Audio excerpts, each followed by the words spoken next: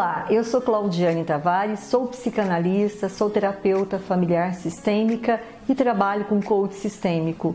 Hoje eu quero trabalhar com vocês o conceito de leis sistêmicas. Leis sistêmicas são ordens, são leis naturais dentro dos grupos, são dinâmicas que Bert Hellinger, o criador da técnica, um psicoterapeuta alemão, ele conseguiu identificar no trabalho dele com os grupos.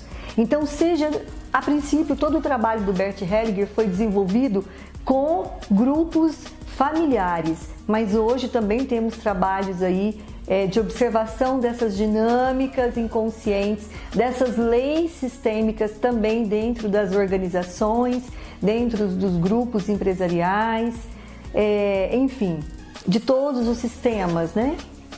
Então, Bert Hellinger, através dessa técnica de observação, de trabalho, ele disse que existem algumas leis que regem os relacionamentos. A primeira lei que nós vamos trabalhar, que ele identificou, é a lei do pertencimento. Essas leis são naturais, ou seja, você questionando ou não, não importa. Ah, mas isso, Claudiane, não faz muito sentido para mim. Não importa. É a mesma coisa de discutir, por exemplo, né, leis naturais, leis da física. Elas existem, você achando bom ou não. Então, essas dinâmicas estão presentes em todos os relacionamentos, em todas as famílias. Pertencimento é uma delas. Então, por exemplo, todos num sistema familiar têm o direito de pertencer. Todos. Ah, mas eu me casei, Claudiane, eu tive meu primeiro filho, eu perdi meu primeiro filho com 2 meses de gestação. Não importa. Esse primeiro filho, se ele viveu ou se ele não viveu, não tem importância nenhuma.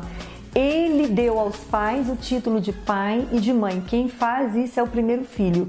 Se ele não sobreviveu, ele precisa ser reconhecido, ele precisa ser lembrado dentro desse sistema. Então, todas as pessoas, os avós, bisavós, tios, ah, mas aquele tio eu não gosto.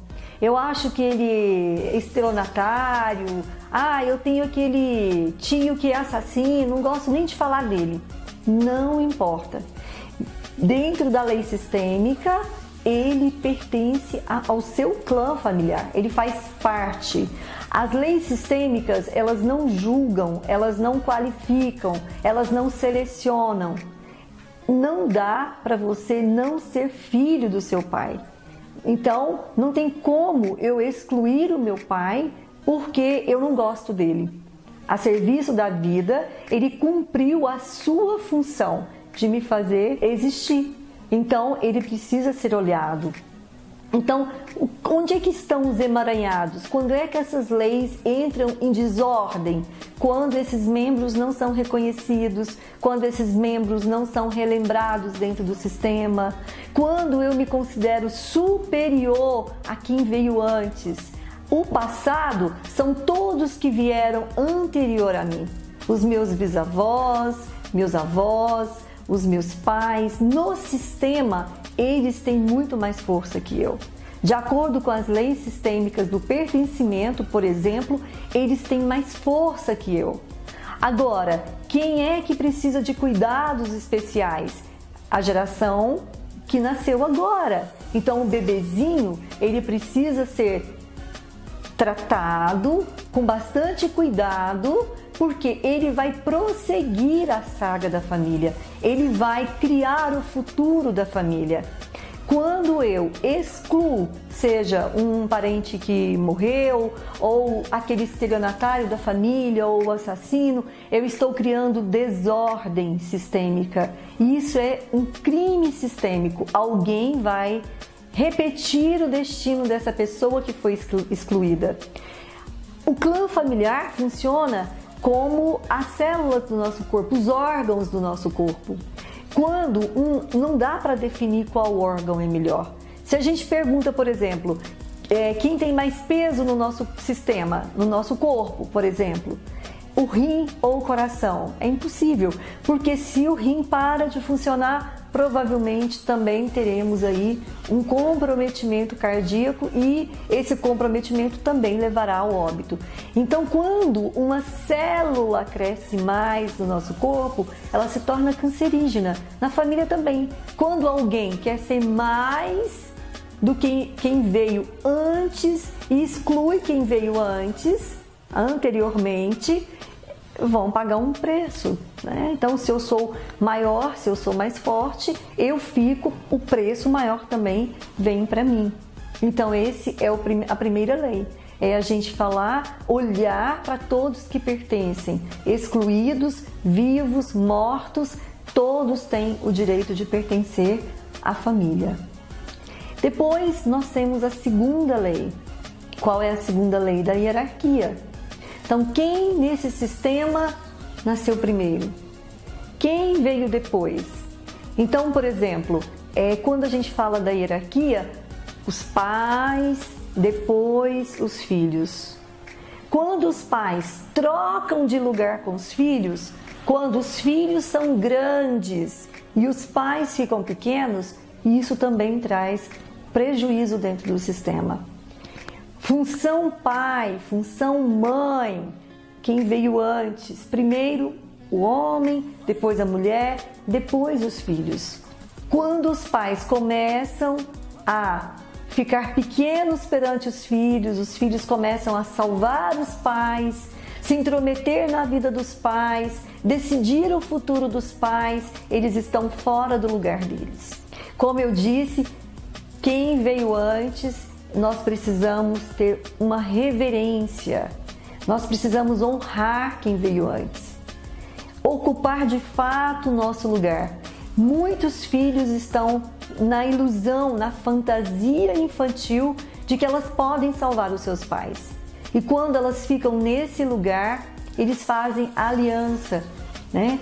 A partir da perspectiva infantil, do registro infantil, ele passa a querer ser o cuidador dos pais. E nesse lugar, ele não cria futuro, porque ele fica maior. E aí ele vai ter problemas. Quais são os problemas? Vai ter dificuldade no relacionamento, ele vai ter dificuldade em tomar a sua própria família, em construir a sua própria vida. Talvez ele seja aquele adulto dependente, e dependência é dependência em todos os contextos. Ele pode ser dependente químico, ele pode ser um drogadicto, ele pode ser um filho que aos 40 anos continua na casa dos pais, ele pode ter a insegurança de não agradar principalmente a mãe, aí ele encontra a mulher da vida dele, chega no consultório e diz: doutor, eu vou me casar, mas a minha mãe não aprova a minha noiva. E aí eu tenho que perguntar: de quem é a noiva? É sua ou é da sua mãe? Então ele está totalmente capturado pela mãe da infância, ele é um menininho tentando agradar a mãe. E ele vai reproduzir esses comportamentos também no mundo organizacional. Então, se ele não tem respeito, se ele fica onipotente perante os pais, que são figuras de autoridade, ele vai reproduzir a mesma coisa dentro das organizações. Também ele não vai olhar para a cultura da organização, ele não vai desenvolver um profundo respeito com o diretor, ele vai tratar dentro da hierarquia da empresa os diretores como pares e, na verdade, não é nada disso, né? Então, toda regra para ele precisa ser desafiada, ele vai desenvolver esse comportamento, porque em casa ele é o rei, ela é a rainha, a princesinha do papai. E aí ela vai desenvolver isso, ela não vai encontrar um homem que vai estar à altura desse papai, que às vezes dá tudo para a filhinha e captura ela. Então o que captura, né? Quando eu dou em excesso ou quando falta. Aí ali eu tenho uma questão, um problema, eu tenho um conflito. E aí os filhos ficam grandes e eles começam a subjugar os pais, né? Então, na relação de hierarquia, eu preciso ter um profundo respeito e uma profunda reverência por quem veio antes. Então, o primeiro marido, mas aquele cretino, eu me divorciei dele. Ok, é o primeiro. Se você não tivesse separado dele, você não teria a sua segunda relação tão plena, tão maravilhosa, enfim. Foi porque alguém desistiu da primeira relação que foi possível ter a segunda. Na profissão, quando eu olho com profundo respeito para minha primeira formação, a segunda, a terceira ganha força. Ah, mas eu vou me mudar de cidade, vou deixar minha cidade natal, então tenha profunda reverência por ela. É a primeira cidade, o seu berço, onde te acolheu. Ah, eu trabalhei 30 anos numa empresa, vou mudar. Olha com profundo respeito para essa empresa que construiu a sua carreira. E aí você ganha força. Tudo é reconhecimento, é hierarquia. O que eu tive de ganhos nessa primeira experiência? Olha para os ganhos que você teve e tenha uma profunda reverência. Ah, mas eu não gosto da primeira mulher do meu marido, não gosto dos filhos dele, a relação está fadada ao fracasso. Se você não olha com respeito, veja bem, eu não estou falando de amar, de fazer pacto, de visitar todos os dias, nada disso. Se você não tem um profundo respeito pela primeira família, a segunda não vai prosperar. Isso é fato. É só observar. Ah, mas você está exagerando. Observa. Então, quando eu tenho profunda reverência pelos meus pais, eu me aproprio da vida. E a vida eu vou ter olhar e discernimento para reconhecer tudo que ela me oferta. É discernimento, é reconhecimento, é mais que gratidão. Então, tomar a vida é receber tudo que veio dela. Se a gente olha para uma mãe amamentando uma criança, nós podemos ver isso. A criança, ela não pode selecionar. Não tem como ela dizer, eu não quero que você me dê isso, eu não quero isso. Ela recebe tudo do jeito que é, né? E aí ela cresce, ela se torna adulta. A outra lei sistêmica, a terceira lei sistêmica que a gente fala é o do equilíbrio, é dar e receber. Então, existe nessa lei, quando a única relação entre dar e receber, né, que pode alguém doar mais é na relação de pais e filhos. Então, os pais doam, eles doam tudo, né? A mãe doa o ventre, doa o leite, o pai a educação, o amor, enfim, os pais são sempre doadores nessa relação e os filhos recebem. Então, perante os pais, os filhos são sempre pequenos. E aí eles conseguem internalizar esses pais, eles recebem tudo dos pais sem crítica, sem julgamento, sem achar que foi pouco que os pais doaram. Todo mundo recebeu o tanto suficiente para se manter vivo e todos nós recebemos o que foi possível para os nossos pais doar. E aí, quando eu fico pleno com o que eu recebi, sem esse julgamento, sem dizer meu pai doou mais para minha irmã do que para o meu irmão, do que para mim, né? Quando eu saio desse papel de vítima e eu recebo tudo do jeito que foi, eu fico adulto. E aí é a criança que precisa ter os pais por perto. O adulto não, o adulto ele tem os pais dentro. Filho parental é criado para devolver para os pais tudo aquilo que os pais doaram. Tudo. Ele pega tudo que ele recebeu e ele fica tentando compensar. E ele vai ficar grudado no pai, vai ficar grudado na mãe e ele não vai cumprir a sua função de ser adulto. E sendo adulto, ele cria a sua própria família, ele pega tudo que ele recebeu, a função pai que ele recebeu do pai dele e ele passa adiante. Como é que ele passa? Ele passa sendo pai dos próprios filhos dele e deixando que os pais dele cumpram a função de avós. É assim que a gente vai passando tudo que nós recebemos com muito reconhecimento. Entre casais, como é que isso funciona? Dar e receber. Aqui nós somos iguais, né? E aí a relação cresce no mais. Então eu olho para o que você me oferta e eu tento retribuir um pouco mais. Aí você vai e me retribui com mais. E aí eu digo, nossa, o que eu posso fazer de melhor para essa pessoa? E aí a relação ela vai crescendo. Então, entre os pares, entre o cônjuge, entre o casal, a relação cresce assim. E aí, todas as vezes que eu começo a questionar o que você está me ofertando é pouco, é muito pouco que você está me dando, eu ainda estou no infantil. Quando eu tento mudar o meu parceiro, quando eu tento mudar a empresa, é a fantasia da minha criança. É a minha criança interna gritando que ela ainda tenta mudar os pais.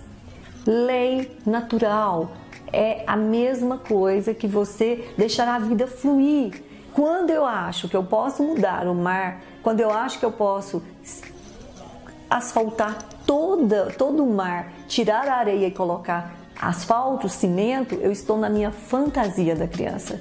Então o outro, ele tem que estar no adulto para manter essa relação de equilíbrio, dar e receber.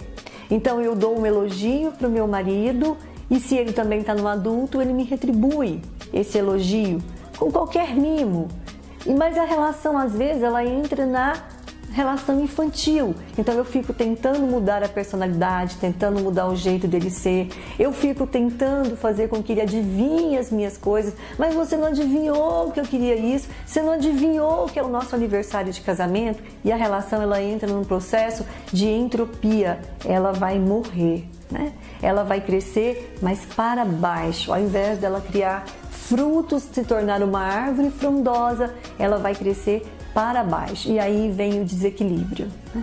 E aí, esse desequilíbrio a gente encontra também na empresa. Quando eu tenho muito potencial, um potencial bom, eu sou competente, eu reconheço a minha competência, eu reconheço tudo que eu oferto para a organização e eu me submeto a ganhar um salário pequenininho.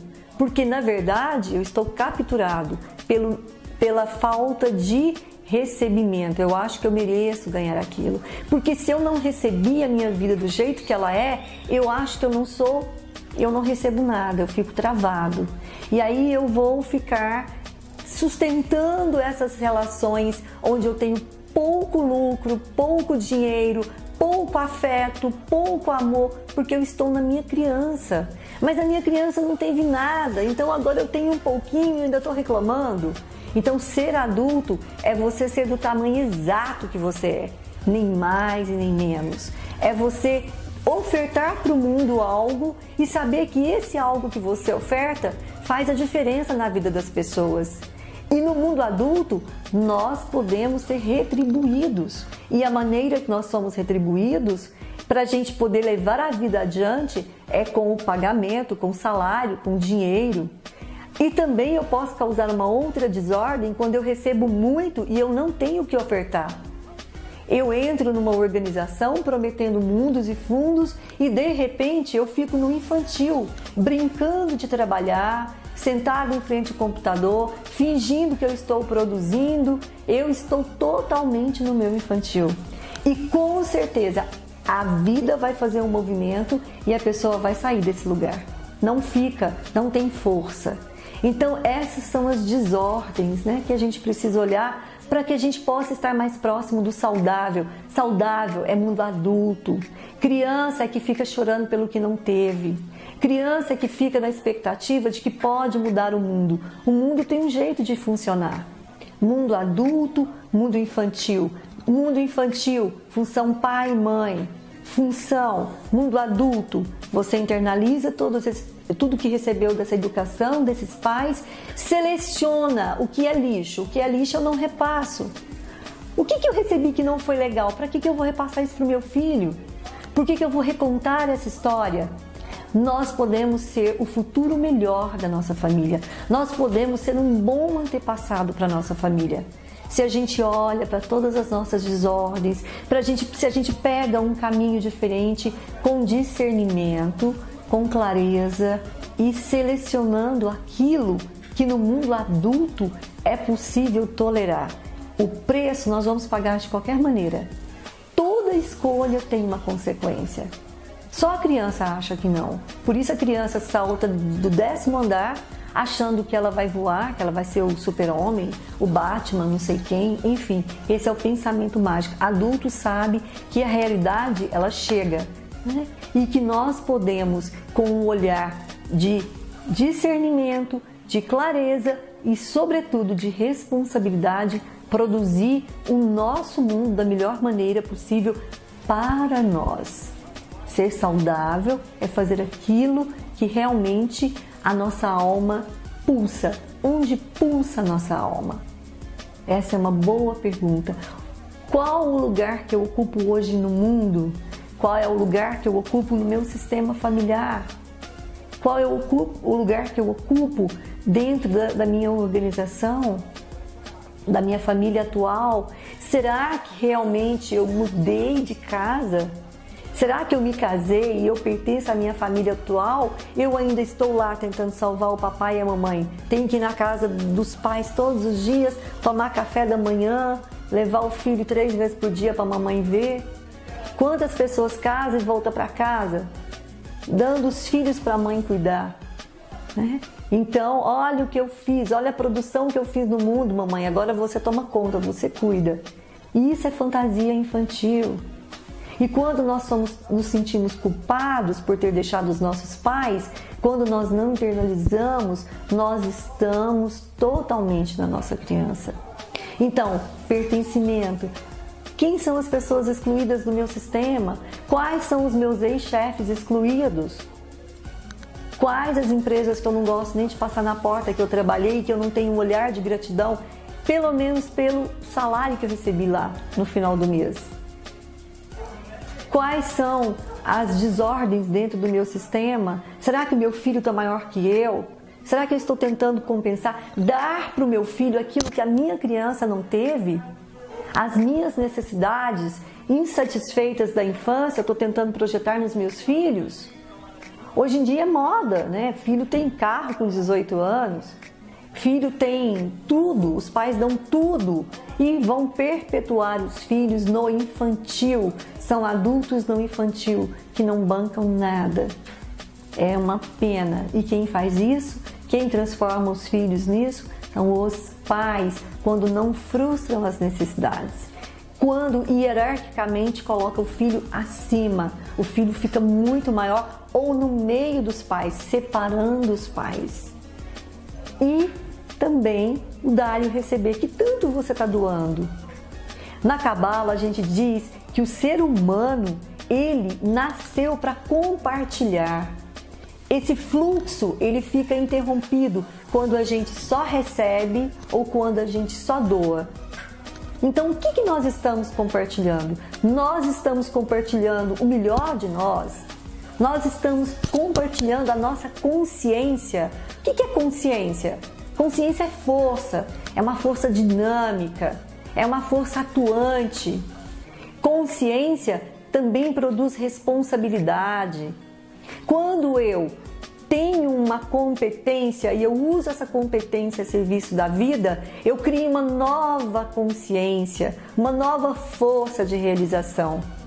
Por exemplo, se eu nado muito bem, eu passo no rio e vejo alguém se afogando e eu não salvo essa pessoa, eu estou numa consciência medíocre, limitada.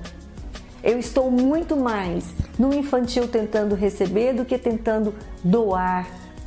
Mas se eu passo no mesmo rio, eu vejo uma pessoa se afogando e eu não sei nadar, se eu pulo no rio, tento salvar, eu vou morrer também. Isso é uma falta de consciência, também é consciência limitada, também é consciência estreita. E aí eu vou praticar um ato de irresponsabilidade, porque ao invés de uma vida, serão 2 comprometidas. Então, consciência é o filtro, é aquela força essencial que te leva para um outro lugar, para uma nova dinâmica, para um novo ciclo, para uma nova vida.